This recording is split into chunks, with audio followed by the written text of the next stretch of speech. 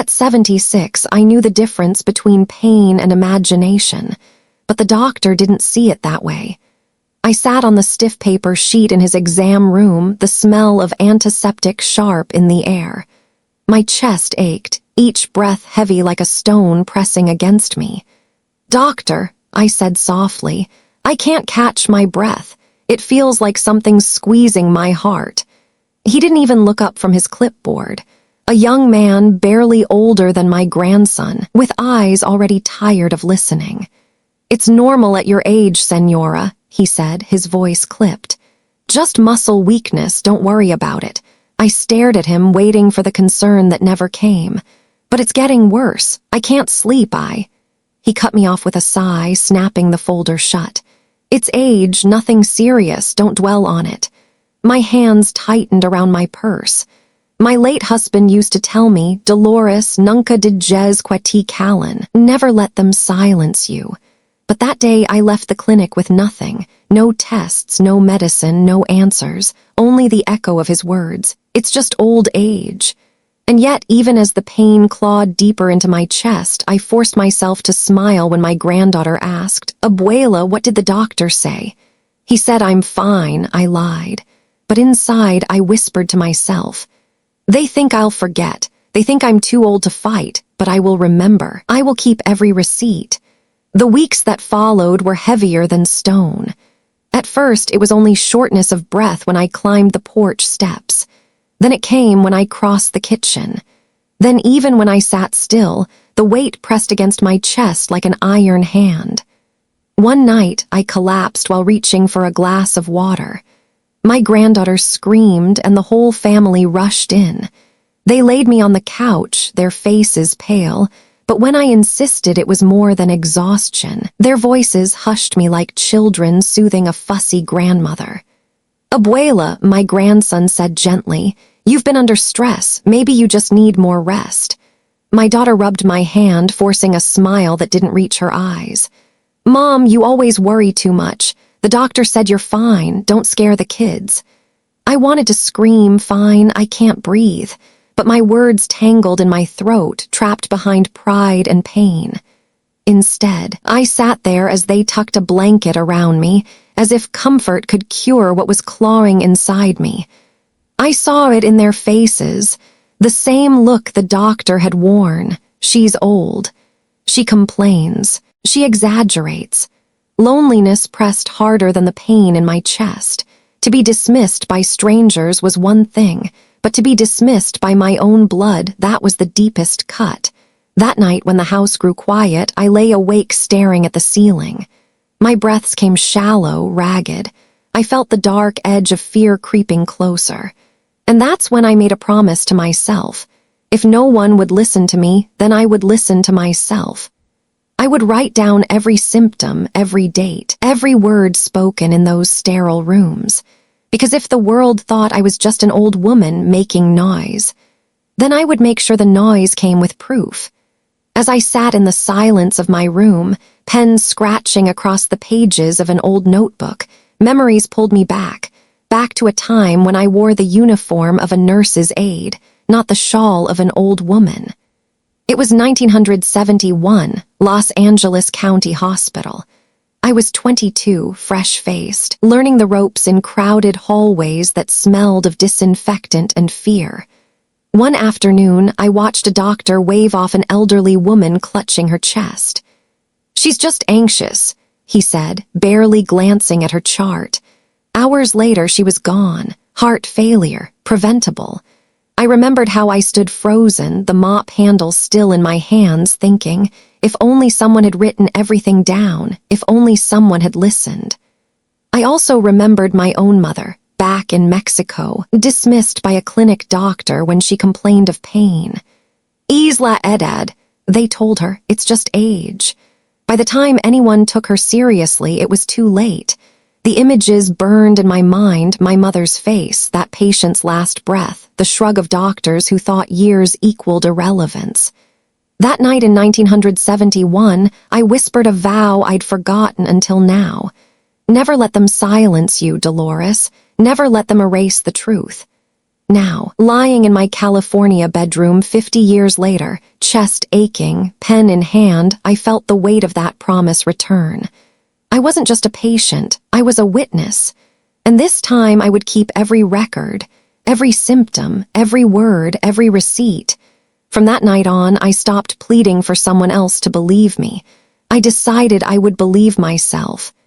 I bought a small black notebook and slipped it into my purse. Every cough, every dizzy spell, every night I woke gasping for air, I wrote it down. The dates, the times, the severity.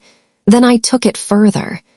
Each appointment, I tucked a small recorder in my bag. I captured every dismissive sigh, every condescending "it's just age." Every word that stripped me of dignity. When I picked up prescriptions, I saved every receipt. When a nurse scribbled a note, I tucked it into a folder. My kitchen drawer soon became an archive of everything they tried to ignore. And then one night my body betrayed me in the most brutal way. I collapsed on the porch steps, air clawing at my lungs. It was my neighbor, not my family, who called the ambulance. At the hospital, after tests and scans, a different doctor came in, his face grave. "Senora Martinez," he said, "your artery is almost completely blocked. You should have been treated months ago." Months ago, the words struck like a hammer. I thought of the notebook in my purse, the receipts in my drawer, the recordings of voices brushing me aside. For the first time in months, my fear turned into fire. They thought I was too old, too weak, too forgetful to fight back. But I had the truth, and the truth had teeth. The morning after my surgery, sunlight cut through the blinds, spilling across the stack of folders I had brought from home. The nurses thought I was sleeping, but I was awake, staring at the mountain of proof I had gathered. Pages of notes, receipts, recordings burned onto an old USB drive. That afternoon, a young man knocked on my hospital room door. Alejandro Rivera, a local attorney my neighbor's son had recommended. He was barely in his 30s, sharp suit, kind eyes. "Mrs. Martinez," he said, shaking my hand gently, "I heard you might need help, but I'll be honest, cases like these are hard to prove. Doctors have power, hospitals have lawyers." I reached for the folder at my bedside, heavy as a brick, and slid it across to him.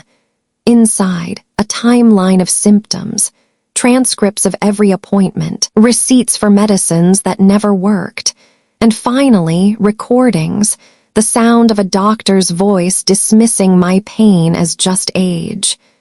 Alejandro flipped through, his brow furrowing, then lifting in disbelief.